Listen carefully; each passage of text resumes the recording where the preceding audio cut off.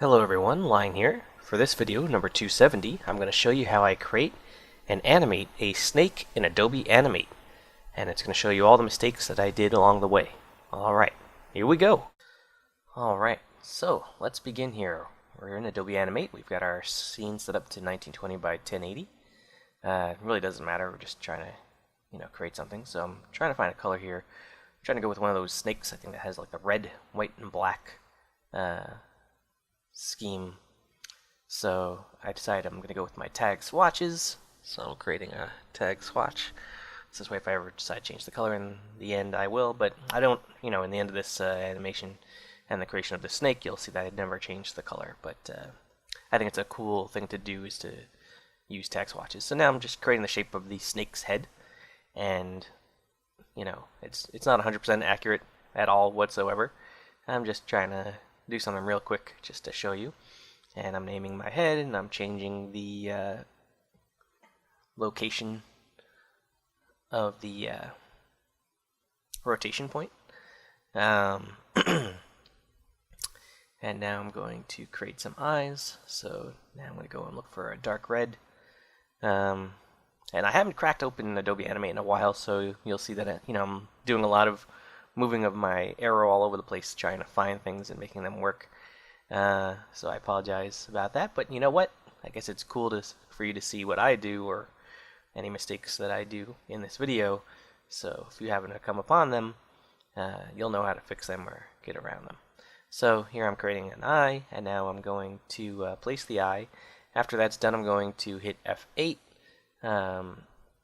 to create a symbol. So I'm creating the eye for my snake, and I'm changing the point for rotation, and then I'm going to transform. So here I free transform it, and then I'm going to hold, I believe, the Alt and Shift key while I drag the eye. So the reason for doing that is because holding Alt duplicates when you drag, and Shift keeps it in the same position in the direction that you're dragging. So if you're dragging downward, it'll stay in the same X direction. Hope that makes sense. X, Y, and Z. X is left to right, Y is up and down, and Z is depth for those into 3D. So now I'm creating a nose or a nostril.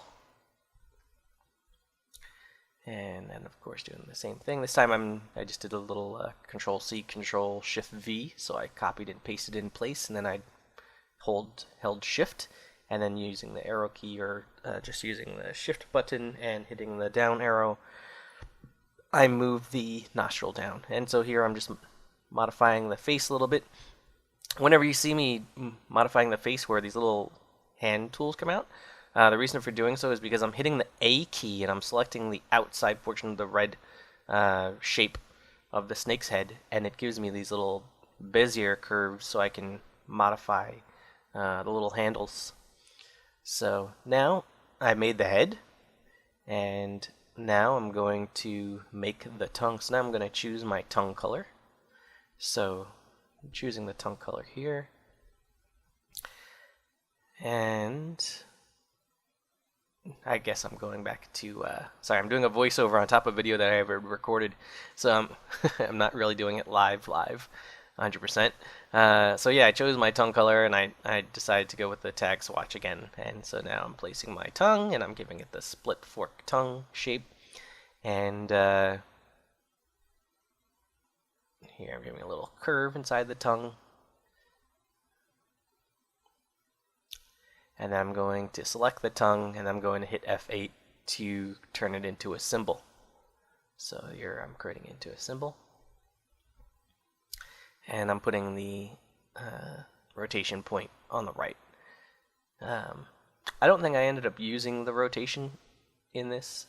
And I was thinking, oh, maybe I could use some sort of bone tool or puppet warp in this program, and I totally blanked out. And so for all purposes of just getting this done quicker, I decided, all right, let's skip that, because let's just get to animating the tongue. We'll do it with shapes, shape animating. So we're going to go into the tongue symbol. Come on, click on it, you could do it.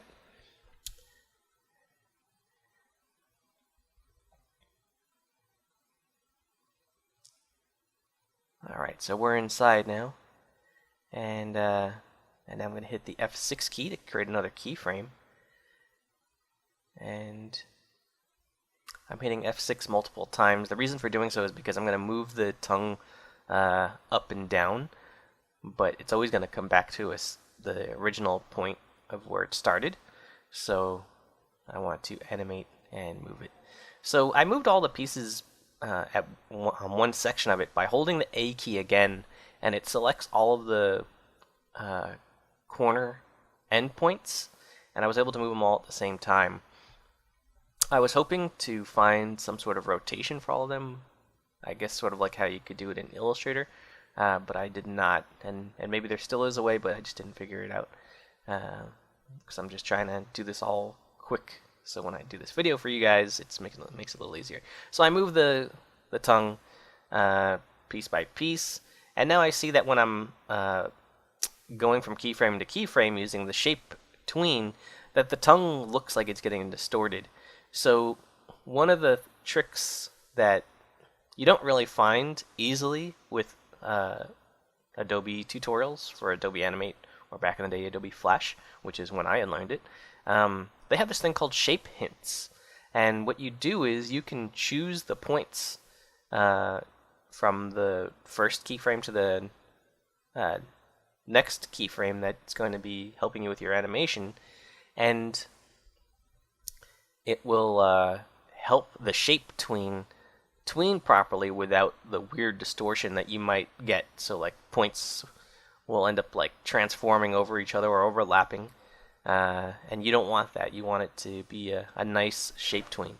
So here I'm just adjusting my tongue and creating my shape tween again. So here you see it's like all messed up, so it's like it's creating like a strange overlap or something. And so I'm going to use the shape hint. So what you do is you hold Control-Shift-H, and it pops out this little letter. You'll see a little circle with a letter inside. And then you go to the next keyframe. And so here I'm turning on the outlines for this layer. Whoops!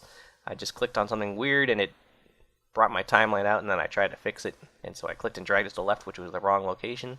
And then I clicked and dragged it to the bottom of the screen. So here now we're going to that next keyframe, and you see there's still the extra bubble. It's a letter A, and then I click it and drag it to the point. So now the points are staying together. So I'm seeing that there's still an issue, so I'm going to pop another point. So this says letter B. So I'm going to pop all these hints out and place them until I get them correctly positioned so that the tween looks the way it's supposed to. So here it's still a little messed up, so I go back to the first frame, and I'm going to hit Control-Shift-H again, and it's a very awkward set of keys to hit, so unless you've got like gigantic hands and finger lengths, it could be hard to do this. But anyhow, just Control-Shift-H, and then you move the letter over, and then you go to the end frame and you move the other bubble with the corresponding letter and do the same thing. Still an issue, so we're going to add another letter. So boom, we're moving it. And one of the things that happens, and the reason why we're putting so many of these letters out, is that sometimes there's edges or corners that that happen inside of your tween shapes that you didn't realize were there when you were modifying the shape of it. So you want to add these extra shape hints just to help the tween figure out what's going on. So I think that may have done it. So now we're going back and we're moving, and look at that. It's great. It's animating just the way I'd like it to. And it took 3, 4, 5, 6 shape hints, which is fine. I probably could have done it with less, and we're going to find out in a moment that I was able to do it with less, because I'm animating the next set. So now I've got another set of animations to do, so we're going back to the original location. That's why it's at the keyframes before. So now we're going to do another shape tween. And so in order to do this again, I have to go back to the second keyframe, and I have to hit Control-Shift-H again. It's going to overlap on top of the previous shape hints, but because the shape hints that I had done before were properly placed, I'm not worried.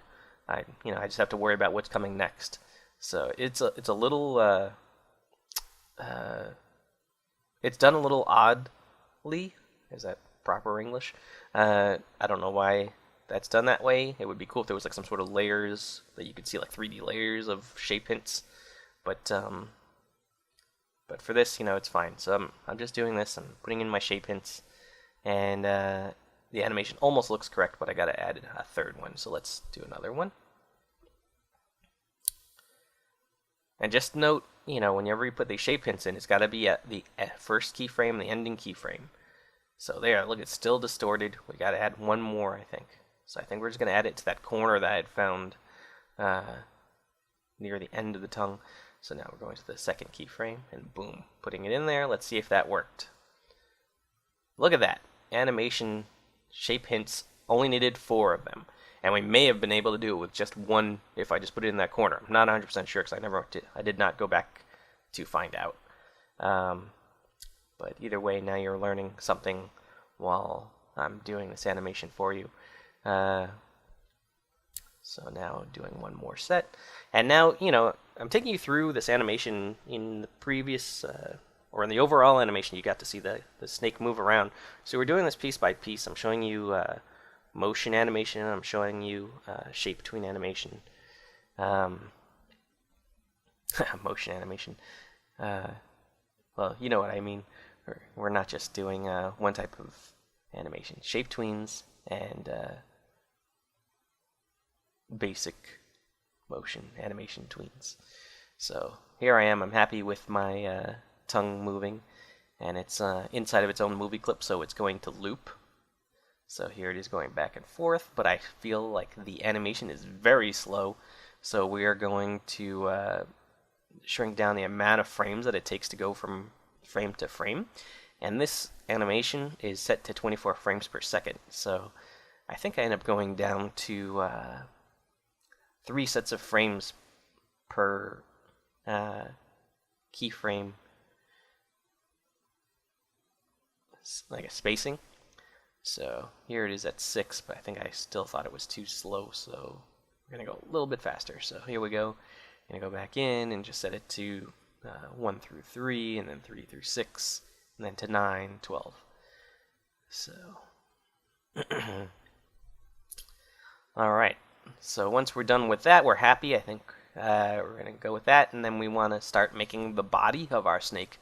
So because I didn't have any sort of puppet warp or anything like that to make a really long snake and then animate it and like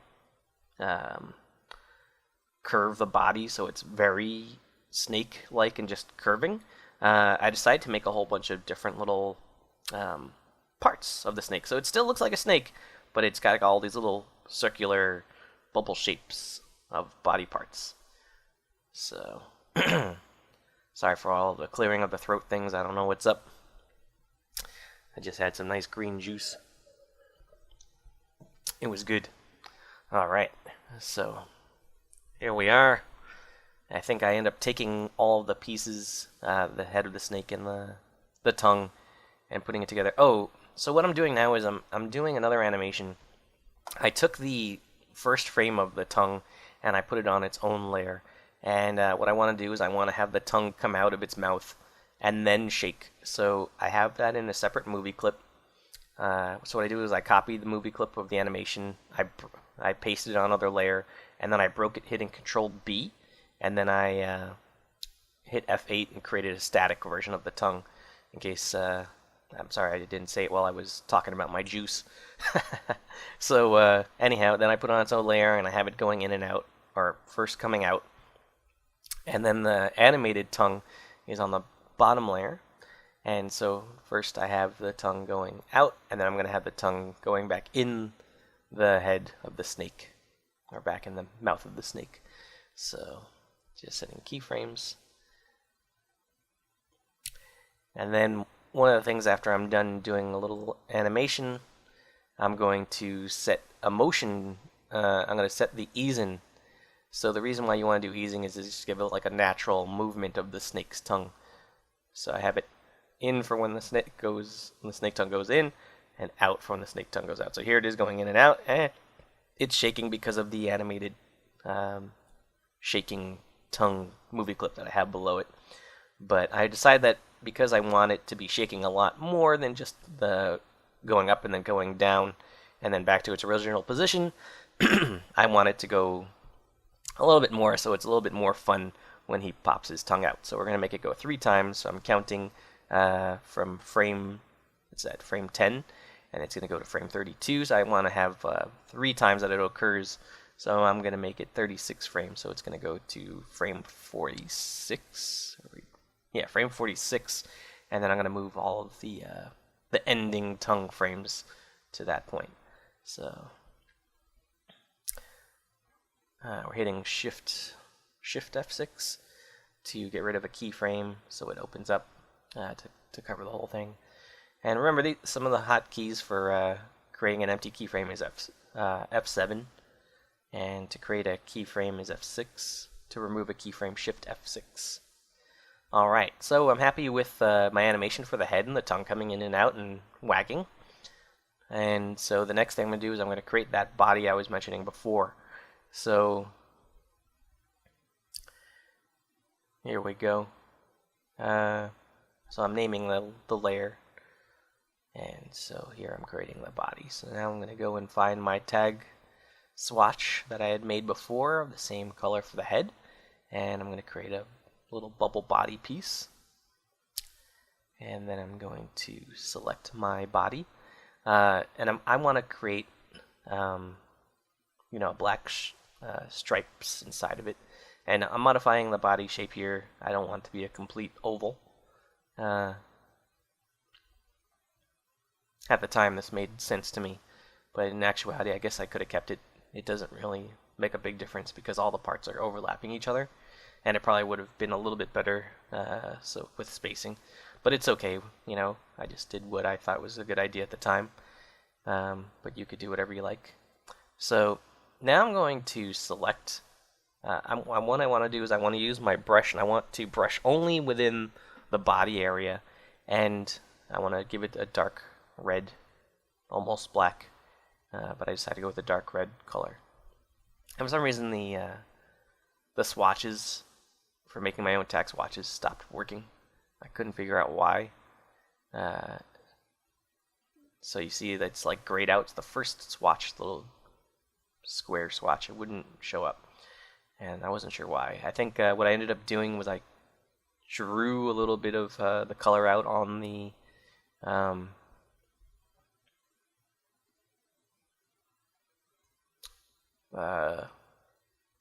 I forgot what it's called. Pretty bad tutorial if I don't remember what it's called. But just somewhere out in the field, just creating the color. And then I used the ink dropper or eyedropper to select the color. And then for some reason it was able to be tagged. So, yeah, I still had an issue, so I did it again. And I'm going to go and hit the eyedropper tool. Eyedropper tool. Click it. It's funny, I'm like talking to myself, and there it is. It gives me the option to create my tag swatch. So I'm creating the tag swatch, and once I have it, and I name it, I'm trying to create dark red snake.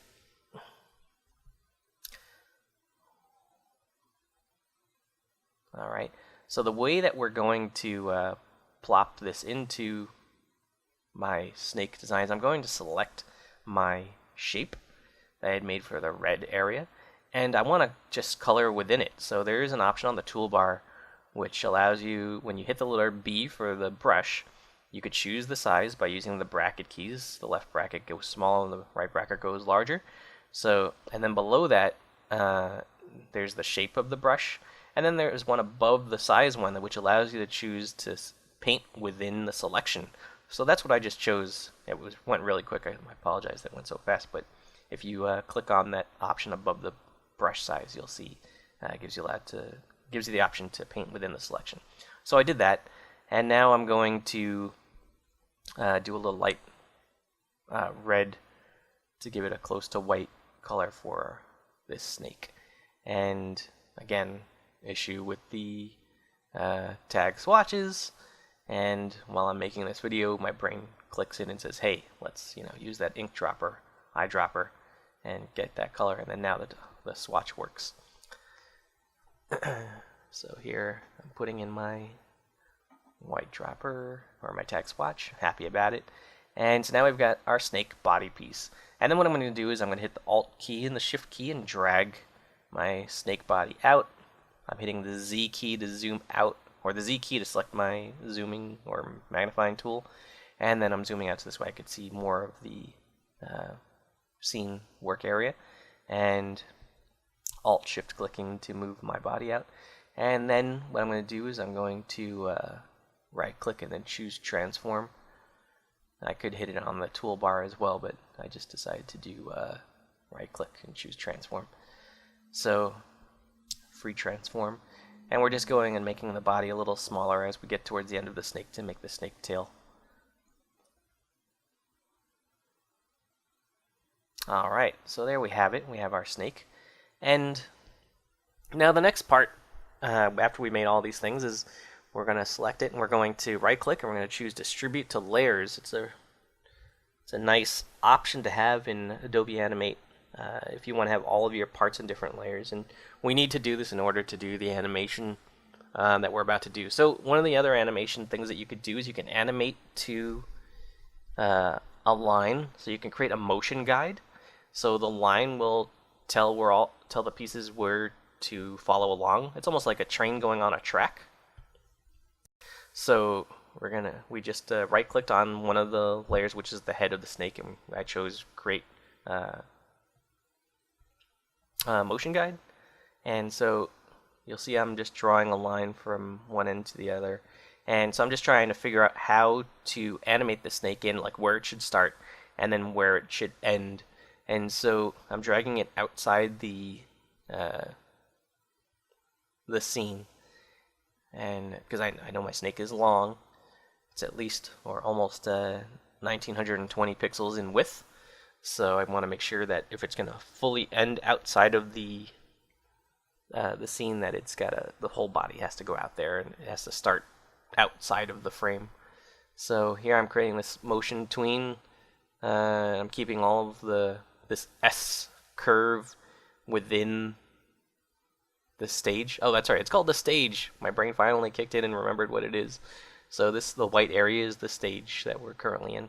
And so I'm moving the motion guide around so that my snake stays in the frame the whole time, or in the stage area. Alright, and so now I'm going to select all of the body parts and I'm going to move them, and you're going to notice that I'm going to make a mistake, and I'm going to show you how I fix it. But right now I'm just moving all the parts, and I'm thinking, oh, alright, so what I did was I just selected all of the layers and I dragged and clicked them up into underneath the head layer. And the reason for doing so is because once you click and drag all the layers and move them underneath the head layer, it puts it all inside of the motion guide. That's why I was clicking and dragging them all at once.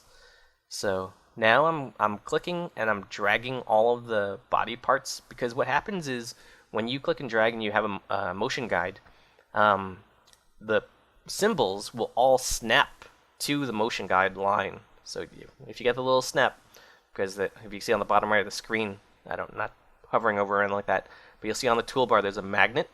That magnet makes things snap, and so snapping makes it a lot easier for you to snap to the motion guide, and the motion guide will work properly.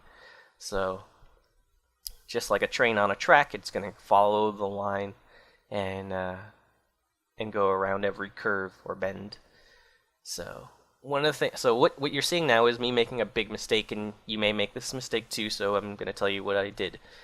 So I'm going from the first frame where we had dragged all of our pieces on the starting part of our animation, and now I'm dragging all the pieces to the end part of the animation. But the issue that just happened was that I dragged all of the pieces, but I totally forgot to set a keyframe at frame 24. So when I go and decide to try to animate this, I'm like, what happened? Why didn't it animate? And so I, just said, don't, and had to go back and fix it all. But here I'm trying to make it look proper, and I haven't realized my mistake yet. But I'm just trying to make it look nice. So I'm hovering over this keyframe, and I think I'm just realizing now, oh my goodness, I just did what I think I did. So the way I fix this is I know I did this correctly, so I'm selecting all of the symbols, and I'm going to just, I copied them. And then what I'm doing is I'm going to hit the undo key until they're all back in their original position. And what I'm going to do is then I'm going to set a keyframe on all of the, or make an empty keyframe. Actually, I think I hit F6. Yeah, I hit F6, as you see here. And then I'm going to create a new layer. And I'm going to, or maybe I put it in the head layer. I'm not 100% sure what I did. Let's see. All right. So I'm going to hit Control-Shift-V, so I just pasted in place the symbols that I had copied from before. And so what I'm going to do now is I'm going to copy, I'm looking at where the location of the body parts are, so I'll know where they're currently at. And then I'm going to copy from that snake layer and then paste them into the ending keyframe. I hope that makes sense. So I set the keyframe at frame 24, which is our ending keyframe. I'm going to delete all the body parts once I've, my past version of myself realizes where they're located. And I'm going to delete those. So boom, they're gone. And then I'm going to take the body part from the head layer that I had it in, and I'm going to hit Control-Shift-V and paste them into the location of where their associated body parts are. And so as you can see, I'm hitting Control-C or Control-X to cut them, and then I'm going to the keyframe and layer where the body part is supposed to be, and then hitting Control-Shift-V so that pastes in place. And now I'm all set. Everything is in the proper location, and then I'm going to select and create a motion tween. And now I'm going to show you I came up with another problem, which was a mistake. You see at the top I created a motion tween on my motion guide, and I don't notice what happened. What just happened also is that I accidentally turned my motion guide when I create a motion tween.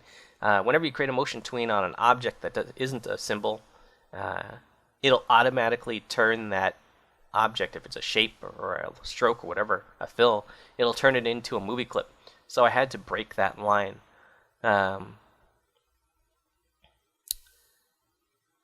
So now, I'm setting the body parts to be on that line, but I'm not even sure if I did notice about that line yet. So it's still having an issue, and I'm like, what the heck is up with that?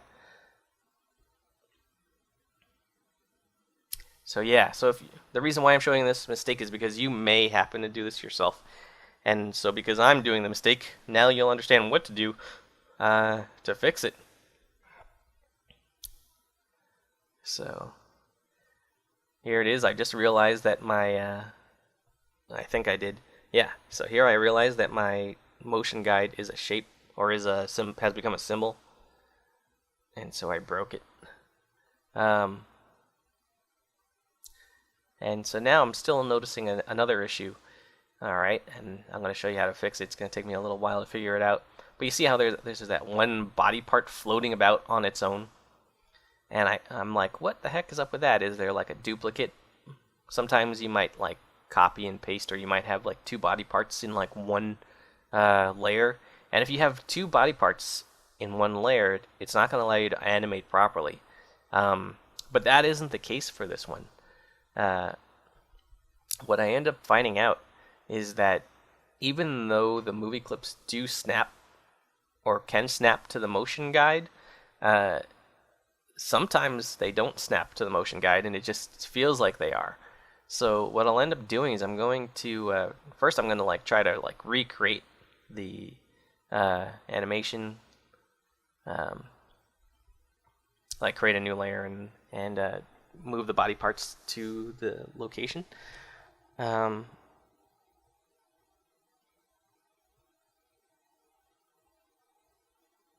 Which I think I did already. Uh-oh.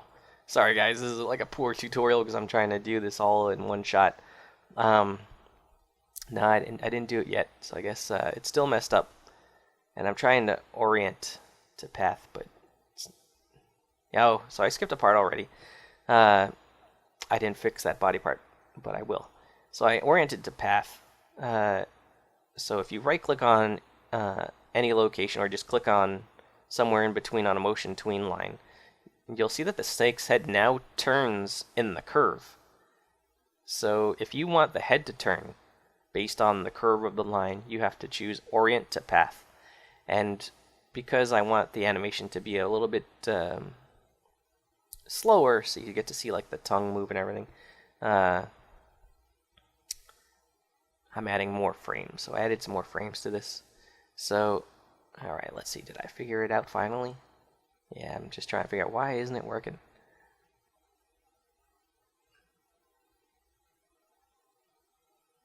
So,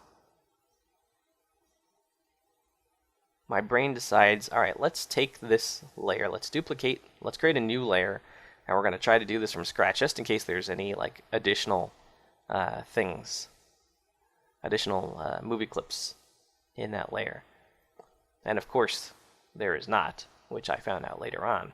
But I decided, alright, let's do this anyway. We'll try to debunk or figure out what the mystery is. And we're orienting to path. Still issue. So what it is, as I was saying before, you may think that when you drag something to a motion guide that it's snapping, but it doesn't always snap. So if you ever have this issue where just for some reason it's just animating from one point to another and it's not following along the motion guide, zoom in as much as you can and make sure that it actually snapped. It snapped fine in the beginning, but when I go to the end and I zoom in, look at that. The circle is not actually on the line. So now when I drag, you'll see that the snake's body is working perfectly. So boom, I've made the animation that I wanted to make, so the body is now going to be on the track or the motion guide. And here I'm testing out the movie, Control Enter. But I'm noticing that the animation is a bit too quick. You're not getting to see the snake's tongue go in and out and wagging as much as I'd like it to. So I'm adding more frames.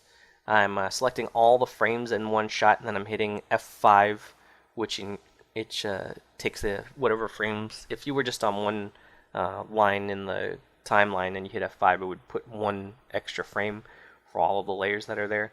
But I selected all of the layers, or not all the layers, all of the frames from like 1 to 24, and hit the F5 key, so this way I would have more frames included into the timeline. So I keep doing it over and over until I get the one I want, and that seems slow enough. I can see the tongue going in and out. It looks like a happy snake, and he's, feeling around trying to find some place to go. The body isn't connected 100%, but hey, that's the animation. Anyhow, that's me creating my animation and animating it for you in this tutorial. If you like what you see, please subscribe, and if you want to support my channel in another way, you can always donate to the channel by going to the channel and hitting the support button, and you can make a donation if you like. Alright, well that's video number 270, animating a snake in Adobe Animate. This is Lion, and I'll speak to y'all next time. That's news for now. Bye-bye.